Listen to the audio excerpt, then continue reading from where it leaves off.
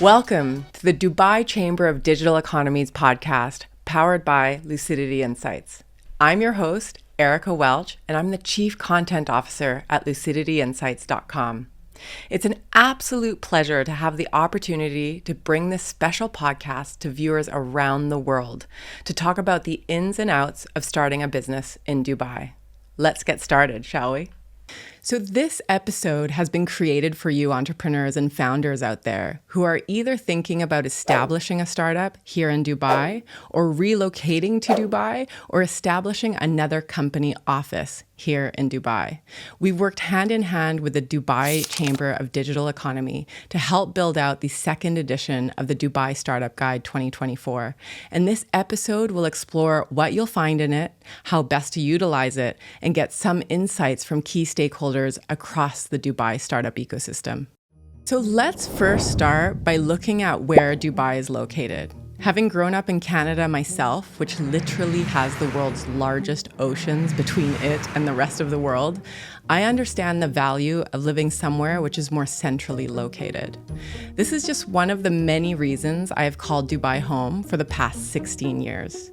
Dubai has amazing land, sea, and air travel infrastructure. Literally over 2/3 of the world's population live within an 8-hour flight time from Dubai, making it an attractive city to base yourself and do business across most international time zones. It acts as the nexus between Asia, Africa, and Europe, where some of the largest, most dynamic, and exciting markets exist for you to consider doing business with when building an internationally minded startup. As you can see in this info bite here, Emirates, a world-class airline, flies to 158 destinations from here in Dubai, with over 250 flights every 24 hours coming through DXB, one of our main international airports.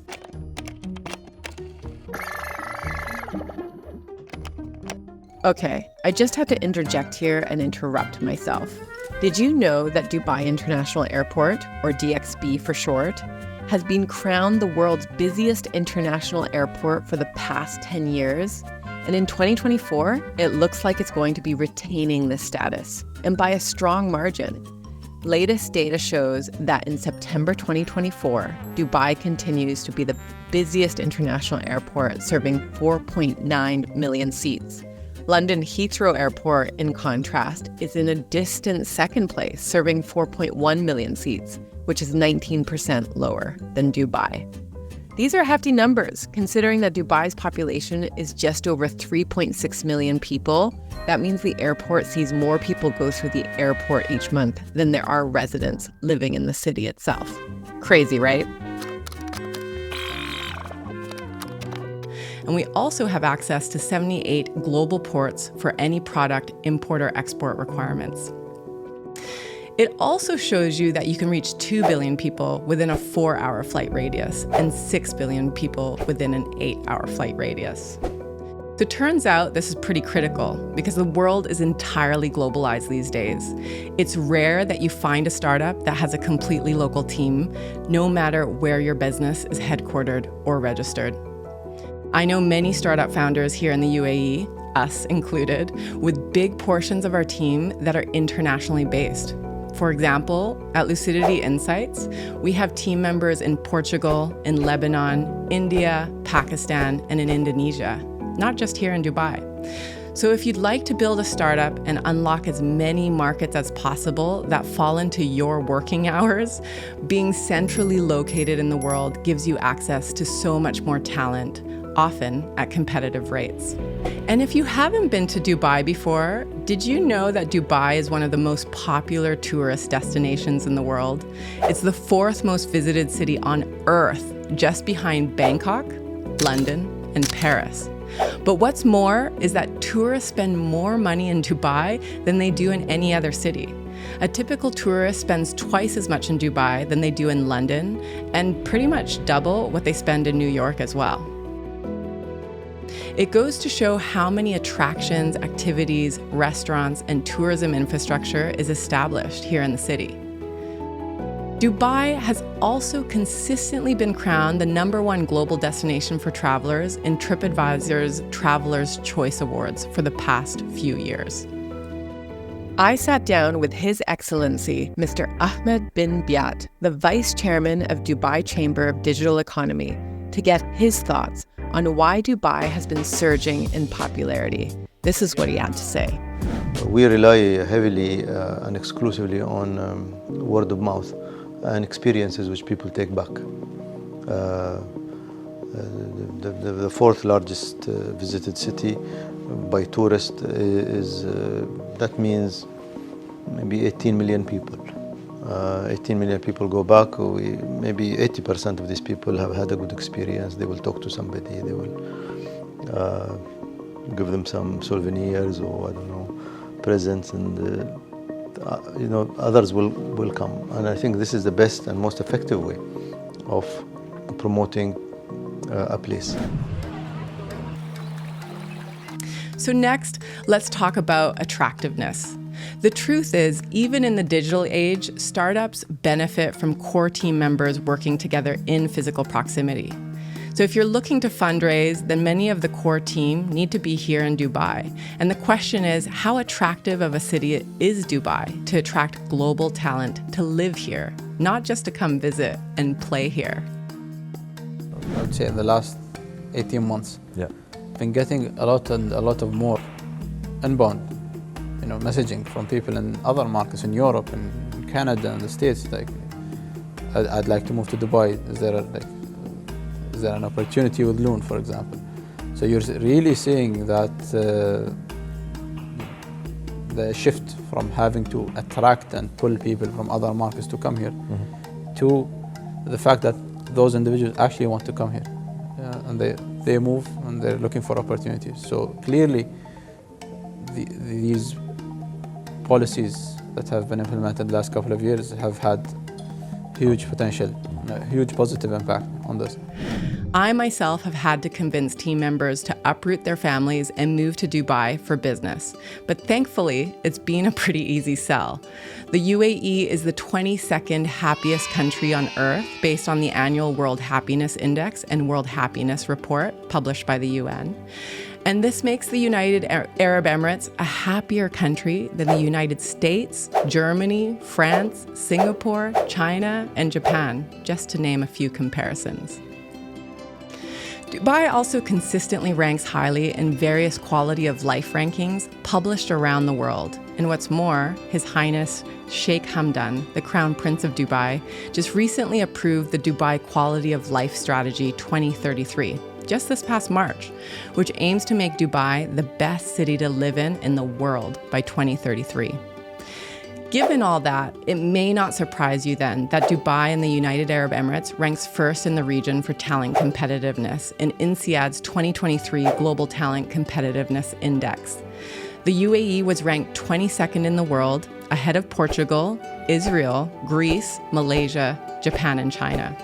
Dubai is also ranked the 5th safest city in the world, and amazingly, 4 out of the top 10 safest cities in the world are found right here in this tiny little country called the United Arab Emirates.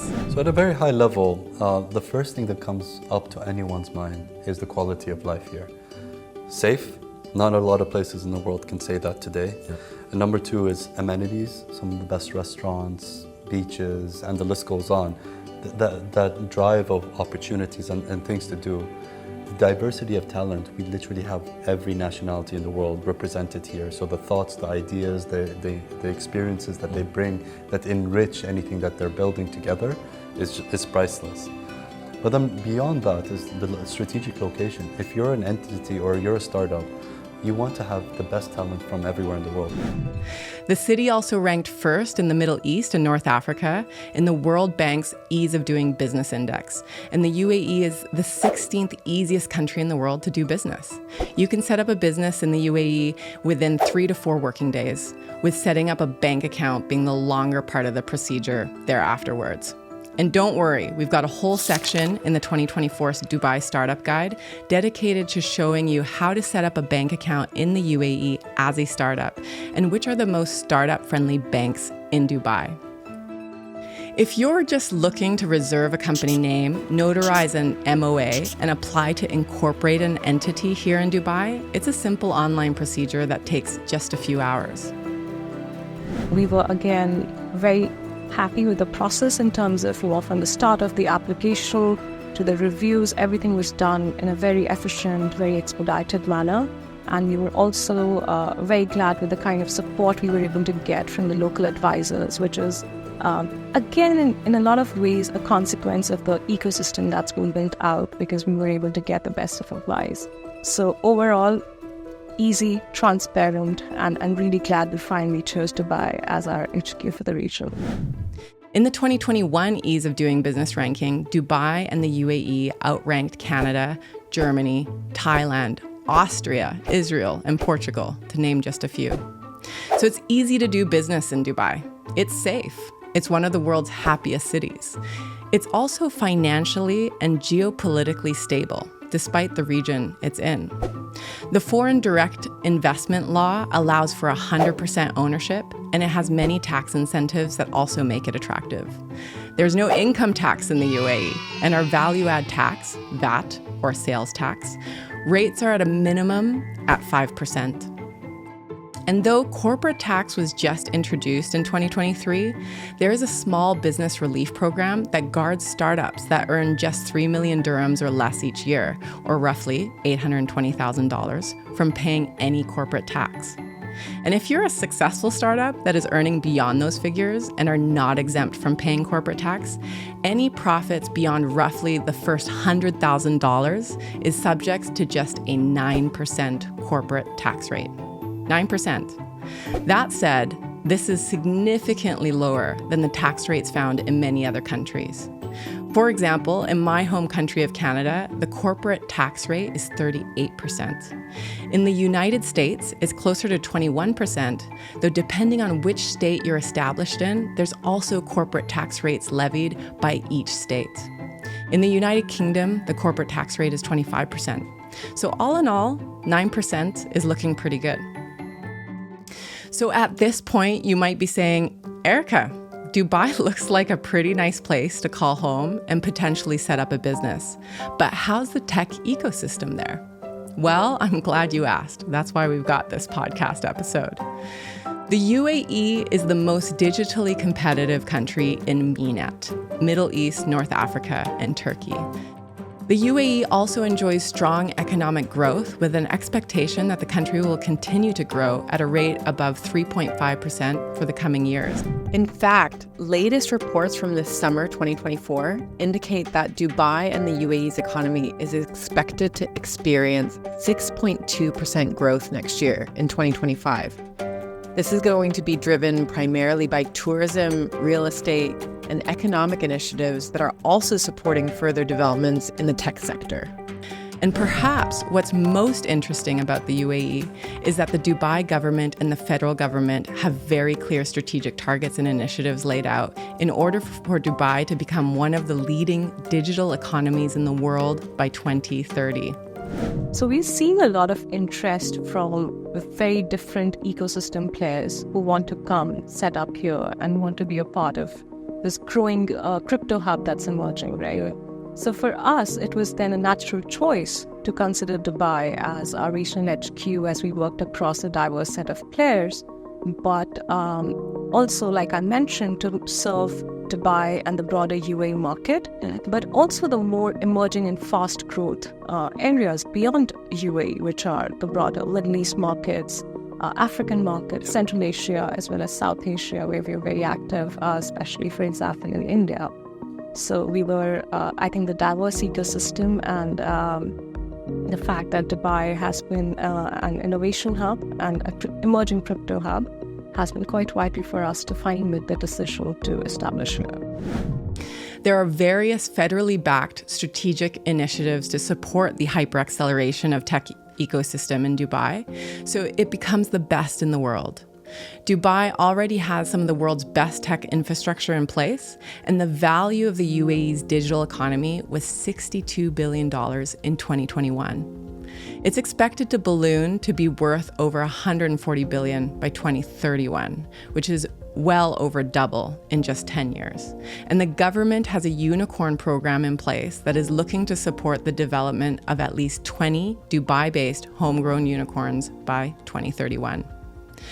Today, though exact figures are unknown, there are well over 1,000 tech startups in the UAE, with Dubai accounting for 86% of them. Roughly 40% of Dubai-based startups are scale-ups, which are startups that have managed to successfully fundraise $1 million of investor funding or more.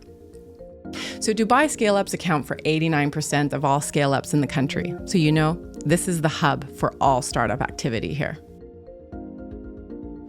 What makes Dubai such a hotspot in the region, the wider region, GCC or even MENA? So a couple of things come to my mind when you ask that question. Number one is overall long-term, there are innovation policies and sort of visions to growing the digital agenda. And this is very clear with the fact that we have a digital economy minister. Number two, we have a Chamber of Commerce that has a specific digital economy arm to it and a focus to it. So it's beautiful to see that intention is not just its talk, it's actually done. There are institutions that have KPIs to drive this agenda forward.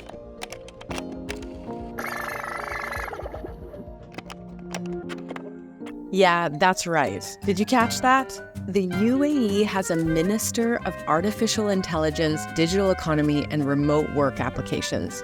It's this guy, His Excellency Omar bin Sultan Al Olama. He is responsible for driving the country's digital economy strategy, which is set out to double the contributions of the digital economy to the UAE's non-oil GDP to 20% by 2031. Basically, it means that Dubai wants to become the next Silicon Valley for the tech industries of the future. The government is setting out to do this in a myriad of ways, from attracting thousands of coders each month to relocate to the UAE to support the digital ecosystem through their Golden Visa scheme. They actually have earmarked 100,000 golden visas to be given out to coders specifically under the National Program for Coders. And Dubai and the UAE are also providing supportive infrastructure to homegrown digital businesses to find ways to help them reach unicorn status. They've set out a strategy to become a global hub for blockchain, AI, and digital asset companies, enlisting big names like Binance to set up large headquarters here. The list of initiatives goes on, but that gives you a sneak peek at what the Minister for AI and Digital Economy gets up to each day. So LinkedIn did a report to see AI talent flows globally. The UAE ranks 15th globally for AI talent. Now with the size of our population, that's a very big number. If you look at AI talent per capita, we are third globally. So I think we are a very ripe environment for AI talent. So there's a lot of what's happening on a fundamental government level, but then on the other side, there's funding and a good level of funding to enable projects and good projects to thrive. So if you've got the right elements of the right team, the right intentions, and the right sort of vision and direction. So hopefully this is giving you a sense of why so many entrepreneurs, billionaires, and investors are relocating to Dubai and calling the United Arab Emirates home. In the 2024 Dubai Startup Guide, you'll find more easeful advice on the 25 free zones in Dubai you can establish your startup in. It also walks you through the various visa options available to you and what the differences are between the green visa, the golden visa, and investor visas. They're a massive gaming platform, for example. They create all kinds of big labels, and their biggest issue is for talent in that sector, they need to bring people from all over the world. But the ability to attract them to the US is there's no guarantee on they get the visas. When they do, they might not extend it. Number three, they have to pay a massive increment because there's taxation on top of that. There's the cost of living on top of that, depending on where you're based. If you're in LA or San Francisco or New York, you have to price that into the package. Now, living in Dubai, you're not paying the income taxes as an employer. You're not worried about the extension of the visas because you have green visas, golden visas, and the list goes on to attract talent. Dubai is one of the best launch pads for startups. There's just everything is just happening easy, so you don't have to worry about the other things than engineering and innovation. Yeah, you can keep your focus on engineering and innovation. Dubai has set its sight on becoming a digital economy capital of the world by the end of the decade, and as a result, it opened, various visas, the green nomads and the golden visas. Various initiatives to attract advanced technology companies and talent to set up here. Have these been instrumental for attracting talent? Yes. For Micropolis? A lot, especially our talents. Actually, they are AI engineers, embedded systems, power electronics, very advanced engineering fields actually, and it is easy to attract talents, especially if they know they are going to get golden visa for their achievements. We are the luckiest people in the world to be able to build a business in this market. Nowhere else in the world will you have such a supportive ecosystem. You want to start a business, it's this easy. How many jurisdictions do you have? You want to start within the tech field, you have how many accelerators and incubators and